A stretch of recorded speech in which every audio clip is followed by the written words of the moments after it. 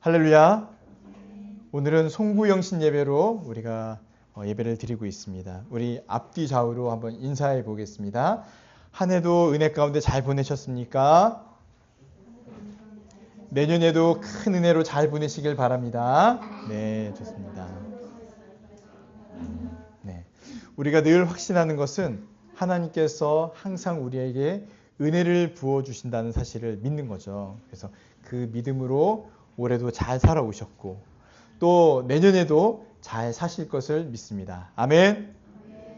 우리 주일학교 친구들 아멘. 네, 믿는지는 잘 모르겠지만 어쨌든 아멘을 크게 했습니다. 여러분 올해 돌아봤을 때 가장 잘한 것은 무엇일까요? 뭐니 해도 개척이겠죠. 개척이 우리 교회적으로는 가장 잘한 일일 텐데 여러분 개인에게는 올해 가장 잘한 일들은 어떤 게 있을까요? 또 이 잘했다고 말씀을 드릴 때 이 기준은 무엇일까요? 나에게 잘한 것인지 아니면 하나님께 잘한 것인지 그거를 함께 생각해 보면 좋겠습니다. 오늘 함께 읽은 이 고린도서 10장 말씀은요. 고린도 교회의 큰 문제를 해결하면서 사도 바울이 마지막 결론처럼 내린 이야기입니다. 그러니까 여러분들은 먹든지 마시든지 무엇을 하든지 다 무엇을 위해서 하라고요? 하나님의 영광을 위해서 하라. 하나님의 영광을 위해서 하라. 이렇게 이야기한 겁니다. 먹든지 마시든지 무엇을 하든지 여기 안 들어가는 게 있을까요? 다 포함이 됩니다. 우리 친구들 게임은 안 들어갈까요? 게임도 들어갑니다. 먹는 건 먹는 게 있으니까 먹는 것도 음료수 마시는 것도 또 무엇을 하든지 다 하나님께 영광을 위해서 하라는 말씀이에요. 근데 오늘 이 본문을 보기 위해서는 사실 8장부터 쭉 봐야 됩니다. 고린도 교회는요 문제가 많은 교회였습니다. 근데 8장부터 어떤 문제에 대해서 사도 바울이 이야기하냐면 고린도 교회 안에 싸움이 일어난 거예요. 큰 싸움보다도 다툼인데 어떤 거냐면 우상 숭배를 하면서 드렸던 그 제사상에 올라가 있는 음식을 먹어도 되냐 먹으면 안 되냐. 여러분 먹으면 됩니까? 먹으면 안 됩니까? 먹어도 돼요. 맛있으니까. 앞에 것까지는 굉장히 좋았어요. 먹어도 돼요. 뒤에는 좀 다른 의미죠. 먹어도 됩니다. 왜요? 귀신이 음식에 먹을 리가 없잖아요. 그래 묻지 않도록 하겠습니다. 제가 오늘은 왜 먹어도 되냐면 음식 자체가 우리를 더럽히는 게 아니기 때문이에요. 입으로 들어가는 거는 더럽지 않죠. 나오는 게 더럽죠. 그리고 그래서 이제 사도 바울은 어떤 입장이냐면 먹어도 전혀 문제가 되지 않습니다. 그런데 이게 우리 모두의 같은 마음이면 교회는 아무 문제가 없는데 고린도 교회에 어떤 분들이 있었냐면 이전까지는 우상 숭배하면서 빠져 있다가 복음을 듣고 예배를 드리는 예수님 믿기 위해서 온 사람들도 있는 거예요. 그런데 그런 분들 입장에서 내가 아무리 믿음이 좋고 신학적으로 지식이 있고 문제 없다 한다고 해서 그들이 보는 앞에서 그 음식을 먹었을 때 이제 막 들어온 우상 숭배를 벗어나서 들어온 사람들에게 어떻겠냐라는 문제가 생긴 거예요. 그래서 먹어도 된다, 먹으면 안 된다. 교회 안에 이런 싸움이 벌어진 겁니다. 먹어도 돼요. 먹어도 되는데 사도 바울이 어떤 이야기를 하냐면 여러분 기억나세요? 진리는 어디 안에 담아야 된다고요? 사랑 안에 담아야 진리가 진리로서 역할을 해요. 사랑 없이 진리만 행하면 어떻게 됩니까? 그거는 폭력이 될 수 있다고 말씀드렸어요. 똑같은 얘기가 나오는 겁니다. 그래서 사도 바울이 뭐라고 얘기하냐면 먹어도 됩니다. 문제가 우리한테 되지 않습니다. 다만 뭘 얘기하는 거예요? 그들을 배려한다면 먹어도 되지만 한 지체인 이 아직 믿음이 연약한 지체를 생각한다면 여러분 먹지 않는 게 더 유익합니다. 이렇게 얘기하는 거예요.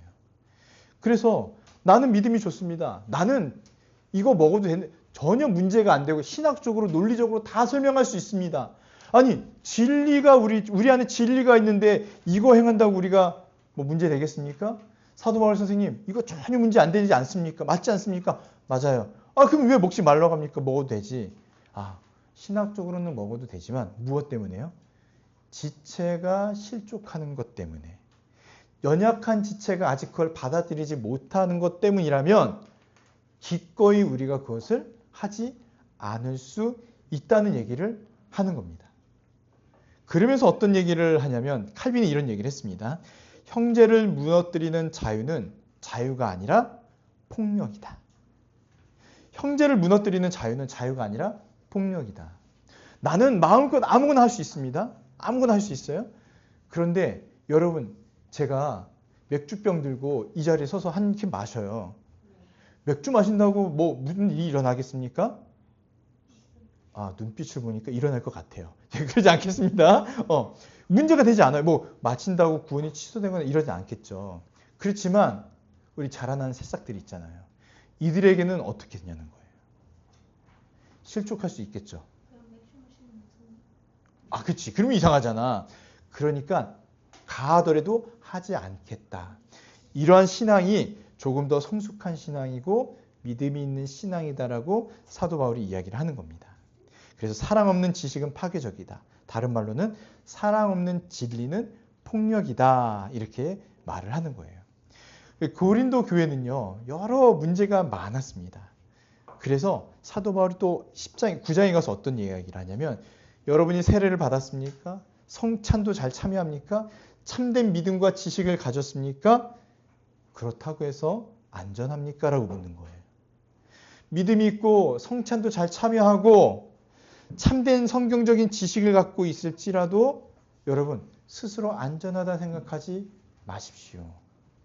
그러면서 비유로 든 게 뭐냐면 출애굽할 때 이스라엘 백성들이 홍해를 건넜습니다. 여러분 인생에서 여러분이 홍해를 건넜다고 생각해 보세요. 그럼 여러분 믿음이 흔들릴 수 있을까요? 내가 정말 죽음의 위기에서 바다가 갈라지는 걸 보고 건넜어요. 그뿐이었나요? 출애굽 때? 낮에는 구름기둥, 밤에는 불기둥으로 하나님께서 우리를 보호하시고 적들이 쳐들어오지 못하게 이걸 막으시고 이런 걸 다 경험했던 이스라엘 민족인데 그들의 믿음이 어떻게 변질되었는지 아시죠? 광야로 들어가서 그 이방 가나안 민족의 문화를 받아들이면서 우상 숭배하고 음행을 행하고 그러면서 하나님과 우상을 벗하며 섬기면서 하나님께 징계를 받아서 그 1세대가 어떻게 돼요? 아무도 약속의 땅에 들어가지 못하게 되는 일을 맞이하게 됩니다. 사도 바울이 왜 이 이야기를 했을까요? 겸손하라는 거예요. 겸손해라. 우리가 아무리 지식이 있고 믿음이 있고 성찬에 참여하고 신자 되었다 한들 겸손한 마음과 믿음을 가지고 하나님을 붙잡지 않으면 안 된다 이야기를 하는 겁니다. 그래서 사도 바울이 10장 23절 이 전에 있는 말씀 23절 뭐라고 얘기하냐면 모든 것이 가나 모든 것이 유익한 것은 아닙니다. 이 말을 하는 거예요. 우리는 모든 걸 할 수 있습니다. 모든 걸 할 수 있습니다. 여러분 지금 영안이 열리신 분들은요. 지금 우리의 심장에 바운스가 느껴질 거예요. 이 아래층에서 움치 하는 게 느껴질 거예요. 이 영안이 열린 사람들 느낄 수 있거든요.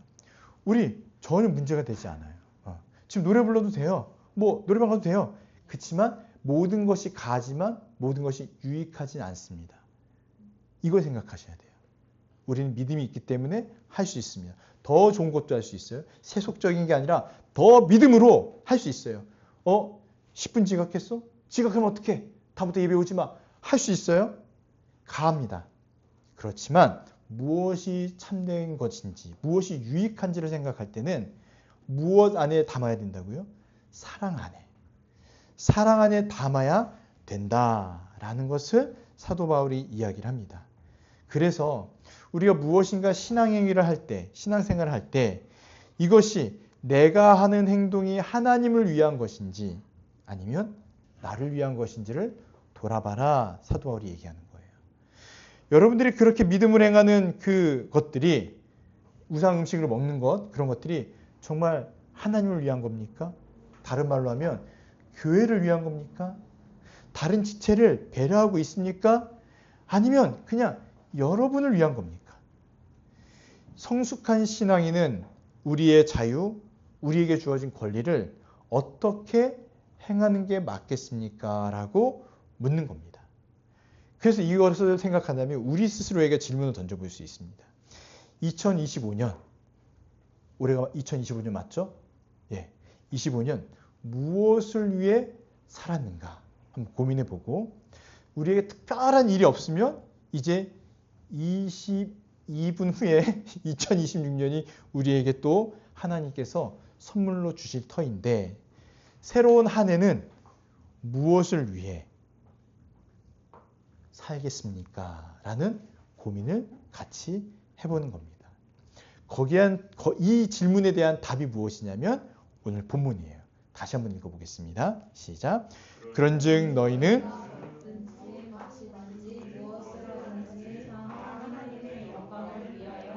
네, 답이 되셨습니까?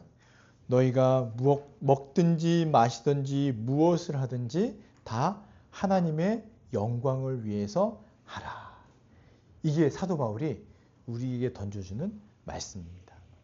그러면 이제 새해 2026년도를 맞이하고 있는 이때에 온체험 교회는 무엇을 위해서 내년에 집중할 것인가 할 때는 한 가지로 표현할 수 있습니다. 따라해 보십시오. 예배.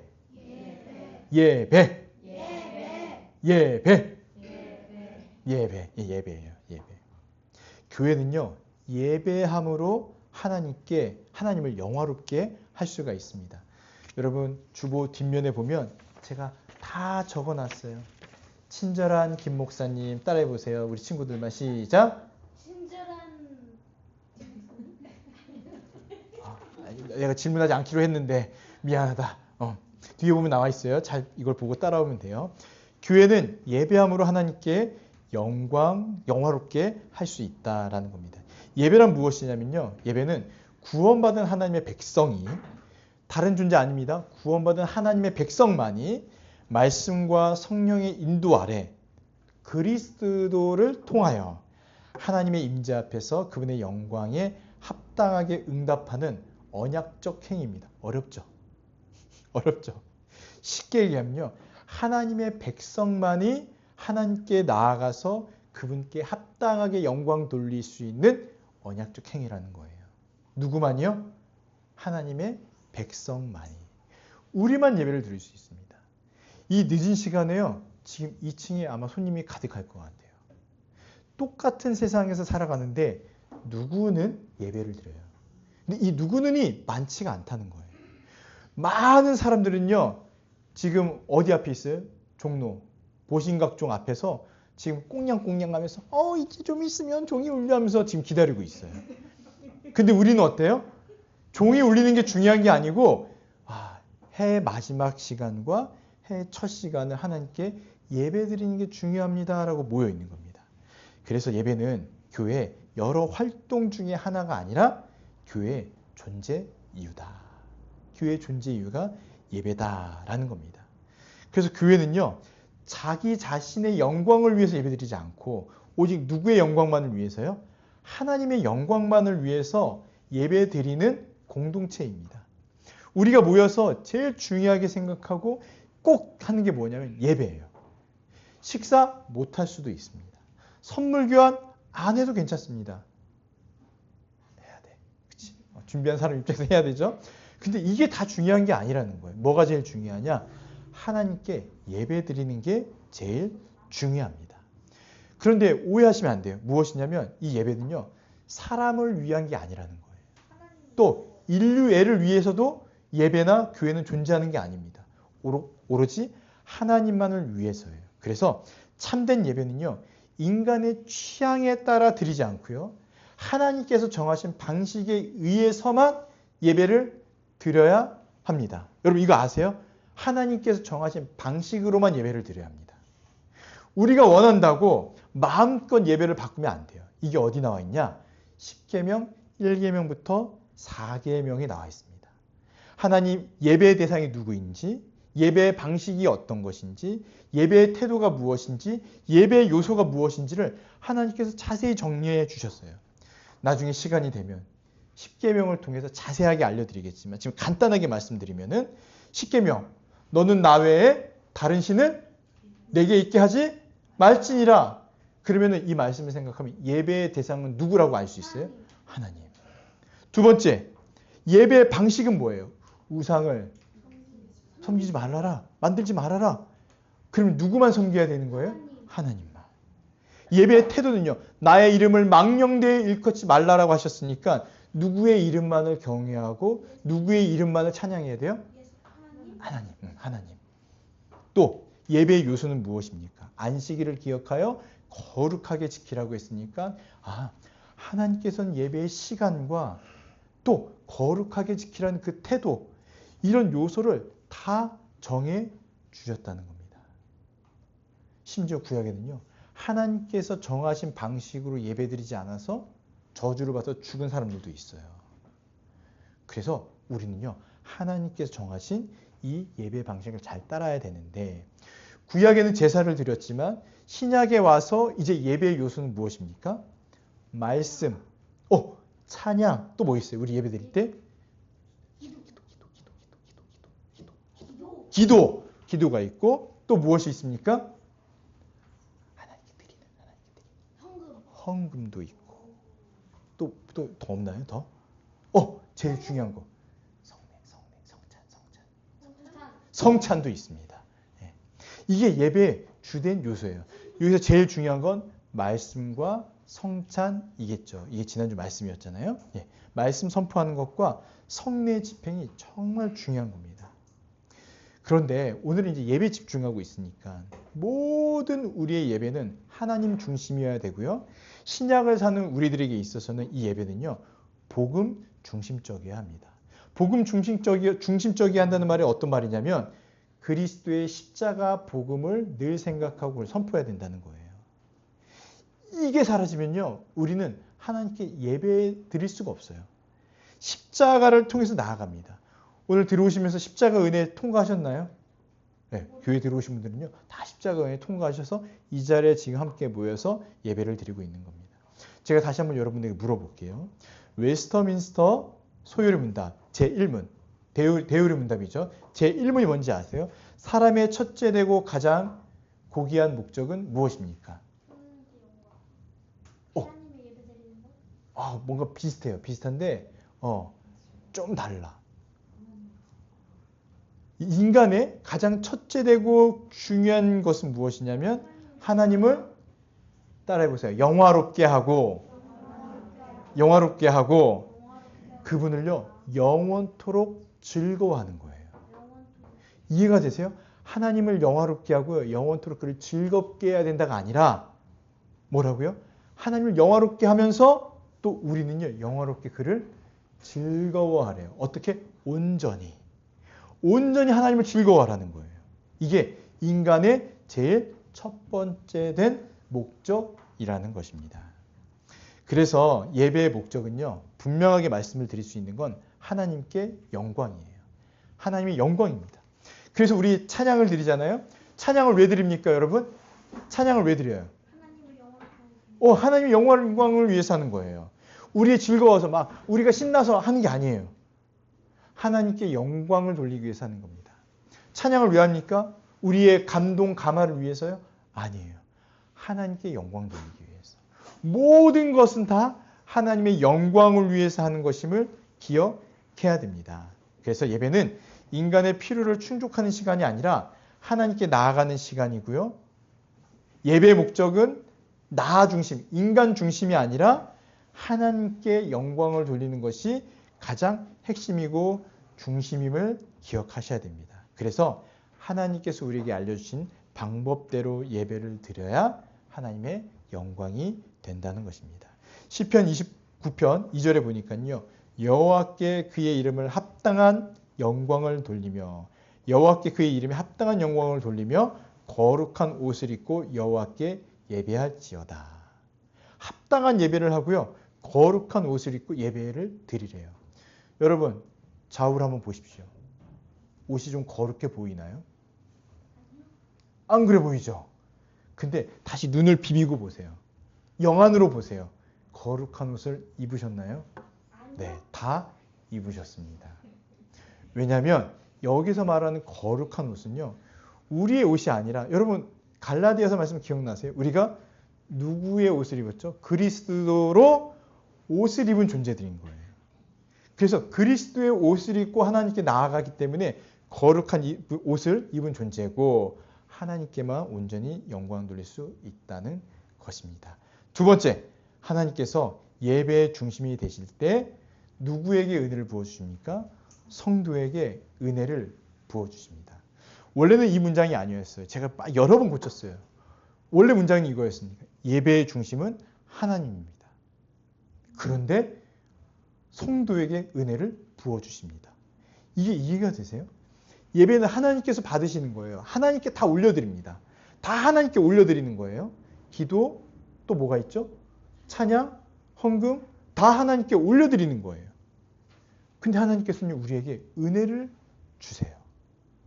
아니, 하나님이 다 받으셔야 되는데 우리는 은혜를 받는 거예요. 은혜를. 이게 이해가 되지 않는 겁니다. 예배는 철저히 하나님에게 영광을 돌려야 되는 하나님의 중심의 것인데 하나님께서는요. 예배라는 방식을 통해서 우리에게 은혜를 주시겠다고 스스로 결정하신 거예요. 그래서 여러분 생각해 보세요. 언제 은혜를 받으십니까? 언제 이 심령에 깊은 평안을 누리고 은혜를 누리시냐는 거예요. 예배 드릴 때 이게 가장 선명하게 나타납니다.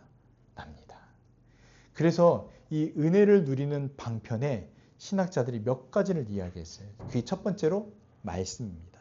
말씀. 두 번째로 뭘까요? 아까 말씀드렸다시피 성례, 세례를 받거나 성찬에 참여함으로 은혜를 누려요. 하나님께서 은혜를 주시는 방편인 거예요. 그게.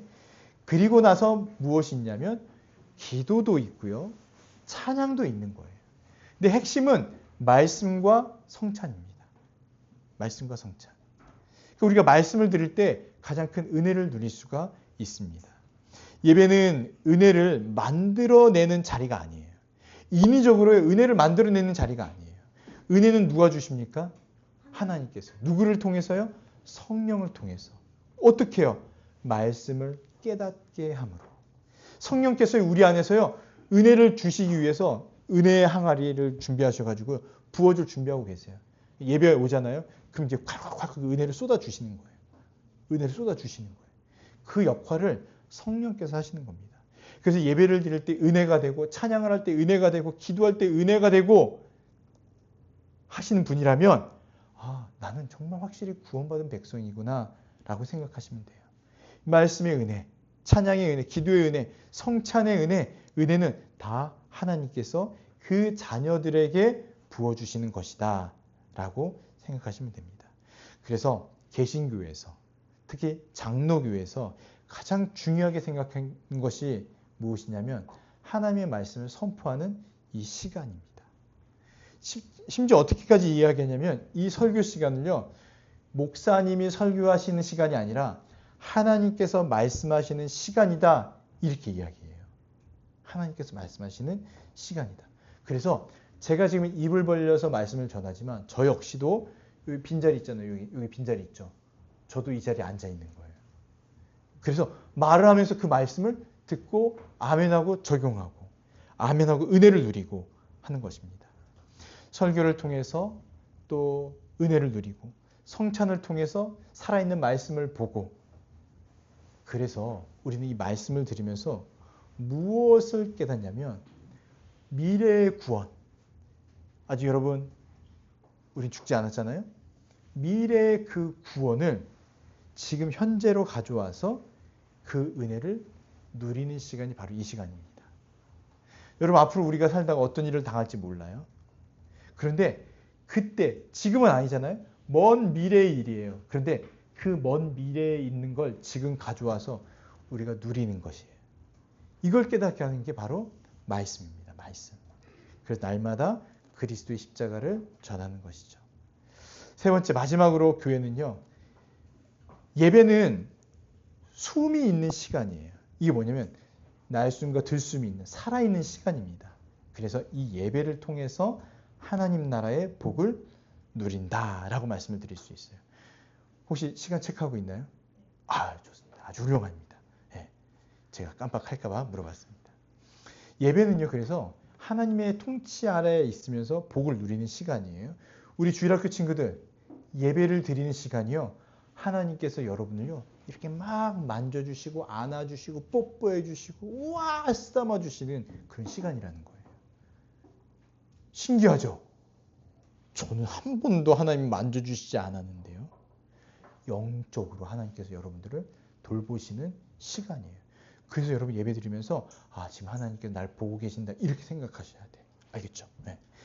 예배는요. 어떤 유익이 있냐면 우리의 시선을 다시 하나님께로 주님께로 돌리는 시간입니다. 여러분 저를 한번 보세요. 다 저를 한번 보세요. 그렇죠? 저를 한번 보세요. 저를 보시는 이 시간이요. 여러분의 시선을 잠깐 세상으로 돌렸다가 다시 하나님께 딱 돌려서 하나님만을 바라보는 시간이 된다는 거예요. 그래서 일주일에 매일 예배를 드리면 좋잖아요. 아멘?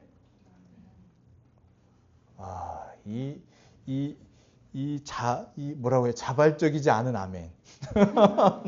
매일 드리면 예배를 다시 정리 카트. 예배를 매일 드리면 좋지만 하나님께서 날을 정하셨어요. 일주일에 한 번 정한 예배를 드려라. 나머지 6일은요.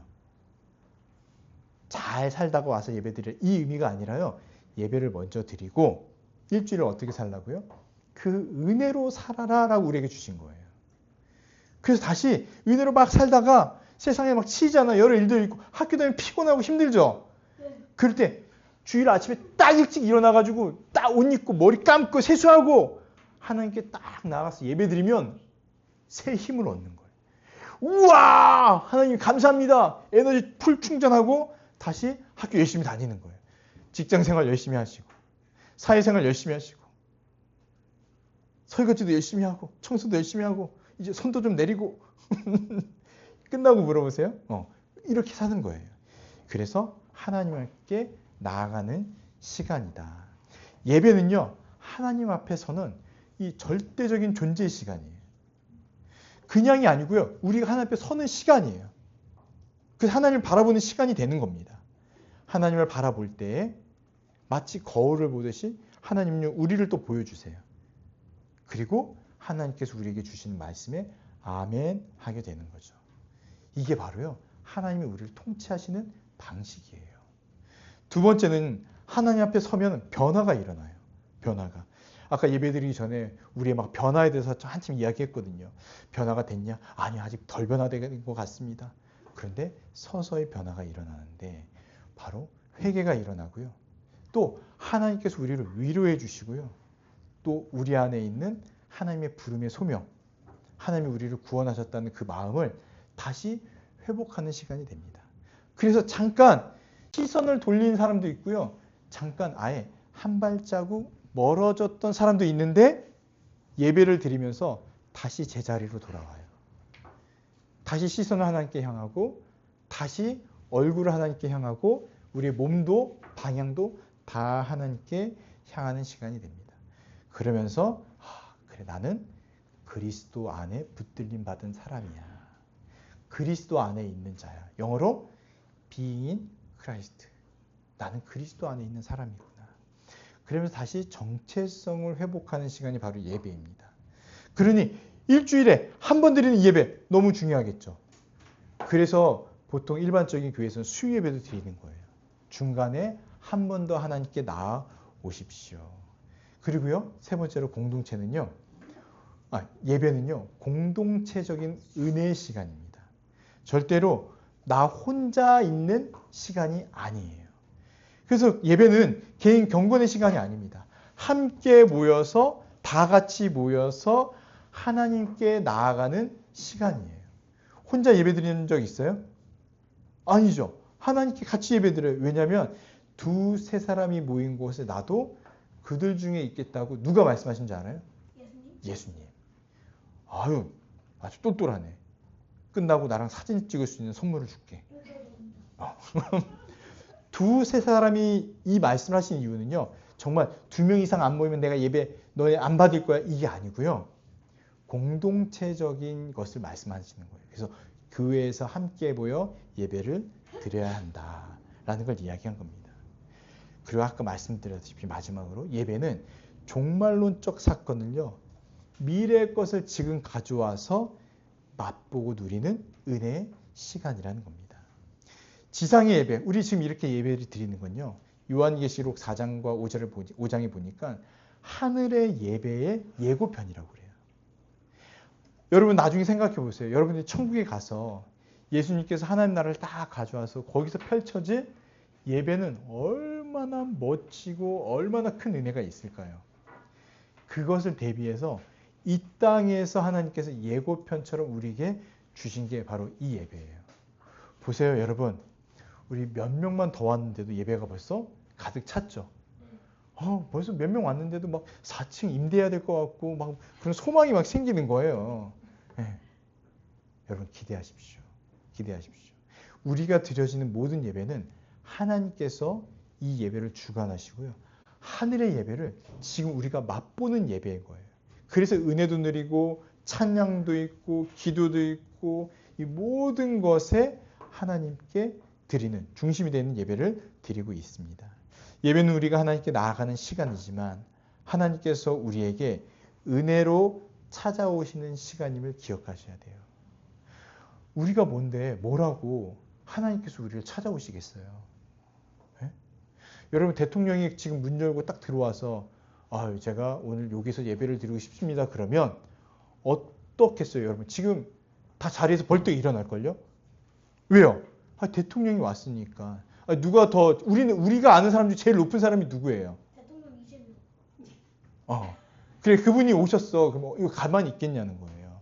아니면 더 좋은 뭐 누가 있을까요? 빌 게이츠 누가 왔다 하더라도 가만히 있겠냐는 거예요. 그런데 하나님께서 이 시간에 주인이 되셨다라는 것 얼마나 큰 은혜가 있겠습니까? 준비됐어요? 몇 초 남았습니까? 카운트다운 합시다 우리. 예. 9, 8, 7, 6, 5, 4 다시 3, 2, 1, 0. 메리 크리스마스는 아니죠? 해피 뉴 이어. 해피 뉴 이어. 왜 호환이 안 되죠? 네. 참 마음이 안타깝네요. 자, 우리 좌우 앞뒤로 새해가 밝았습니다. 한번 인사해 보겠습니다. 네.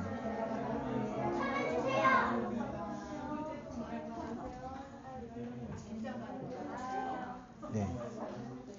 자, 여러분 하나님께서 우리에게 선물을 주셨어요. 또 1년이라는 시간을 선물로 주셨습니다. 여러분 이 시간을 생각하면서 우리 묵상과 적용을 한번 살펴보도록 할게요.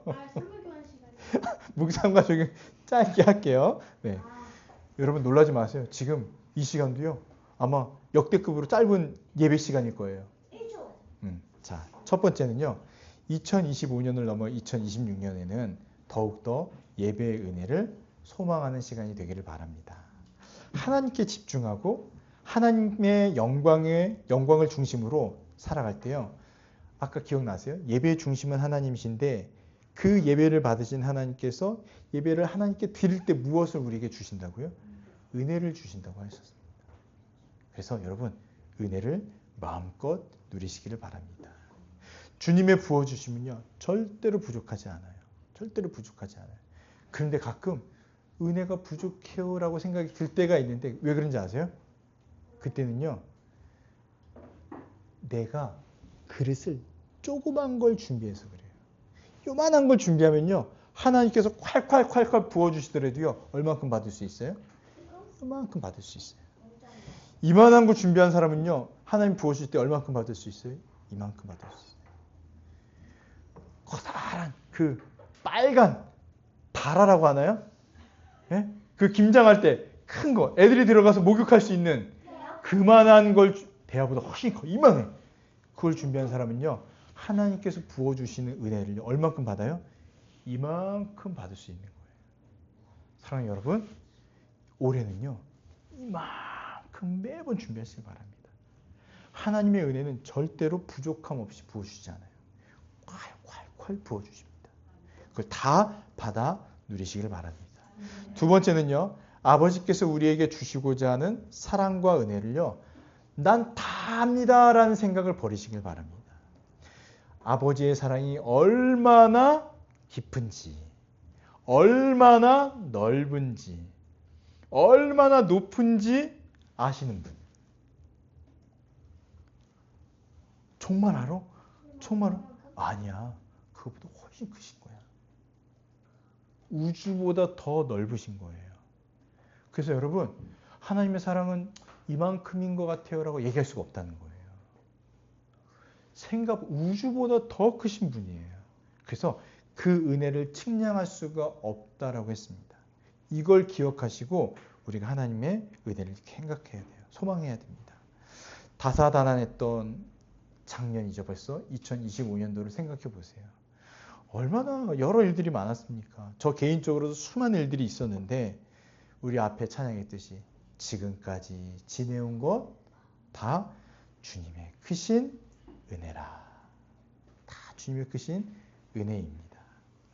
깊은 절망의 시간, 깊은 낙심의 시간, 또 깊은 슬픔의 시간도 다 있었겠지만 여러분, 아무리 그것들이 깊고 넓고 한들 하나님 아버지의 그 사랑과 은혜에 비하면요 아무것도 아닌 거예요. 아무것도 아닙니다. 아무것도 아닌 거예요. 아무리 깊어도요 주님의 그 은혜에 비하면요 정말 온 우주에 우리 저기 자고 있는 애기들의 코딱지만큼도 안 된다는 거예요. 이걸 믿으셔야 돼요. 이걸 믿어야 우리의 그릇이 점점 넓어지게 되는 겁니다. 그러니 다시 믿음을 회복하십시오. 다시 하나님께 예배하십시오. 예배 가운데 은혜를 풍성히 누리며 주님의 그 품 안에서, 누구의 품이에요? 아버지의 품 안에서 달려가 안으시고 아버지 안기만 하면 돼요. 제가 탕자처럼 제가 아버지의 집에서 종이라도 좀 하면 안 되겠습니까? 라는 마음으로 오셔도 주님 품에, 아버지의 품에 안기기만 하면 아버지께서 뭘 주세요? 요즘 금값이 치솟는다고 하는데 금가락지 다 빼가지고 그 아들에게 다 주시고요. 가장 좋은 옷 벗어서 주시고요. 소고기가 아니죠. 송아지 한우 잡아라 이렇게 말씀하시는 거예요. 왜요? 주님 앞에 나아가기만 하면 아버지께서 우리에게 주시고자 하는 것이 얼마나 큰지 여러분 이걸 믿으셔야 돼요. 저 같은 자도요. 주님 저 정말 제가 하나님 앞에 이 얼마나 부족하고 누추한 죄인인데요. 아니야. 넌 내 새끼야. 넌 내 새끼야 하면서 주님 앞에 나오기만 하면 돼요. 나아가기만 하면 됩니다. 예배만 드리시면 됩니다. 그러면 다시 주님께서 풍성한 은혜를 우리에게 부어주실 것이다. 믿으시면 됩니다. 마지막으로 세 번째. 교장 선생님이 늘 얘기하죠. 마지막으로 세 번째. 송구 영신 예배를 드리는 이유는요. 새해를 예배로 시작하는 의미 있는 시간입니다. 우리의 중심은 예배입니다. 예배를 중심으로 모든 삶을 맞추시기를 바랍니다. 올해는 하나님께 집중하시고요. 무엇을 먹든지, 무엇을 마시든지, 무엇을 하든지 다 무엇을 위해서? 누구의 영광을 위해서요? 하나님의 영광을 위해서. 하나님의 영광을 위해서 하라. 이 말씀을 기억하시기 바랍니다. 하나님께 집중하고 하나님께 예배하고 하나님께 나아가면서 다 죄를 위해서 하는 저와 여러분들이 되기를 바랍니다. 그럴 때 세임 주시고 그럴 때 은혜 주시고 그럴 때 뭘 주신다고요? 금가락지도 주어주시고 옷도 입혀주시고 맛있는 음식도 주실 것입니다. 올해도 하나님께서 허락해 주셨습니다.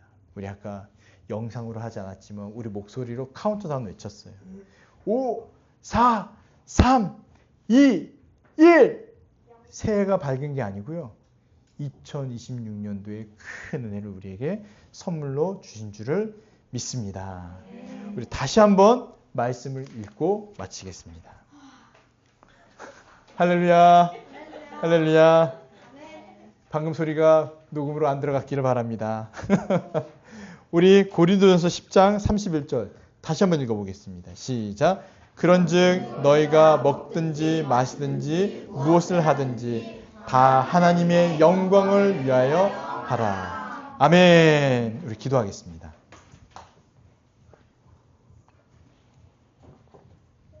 이 시간 우리 함께 기도할 때 첫 번째 하나님의 영광을 나의 삶의 목적으로 하게 도와주시옵소서. 두 번째는 참된 예배의 중심을 다시 붙들게 하여 주시옵소서. 예배 중심이 하나님이십니다. 그 마음을 다시 붙들게 하여 주시옵소서. 세 번째는 더 큰 은혜를 기대하고 소망하는 한 해가 되게 하여 주시옵고 나의 믿음의 그릇을 넓혀 주셔서 하나님 나라의 그 복을 맛보게 하여 주시옵소서. 이 세 가지 기도 제목을 놓고 우리 마음을 다하여서 함께 기도하도록 하겠습니다.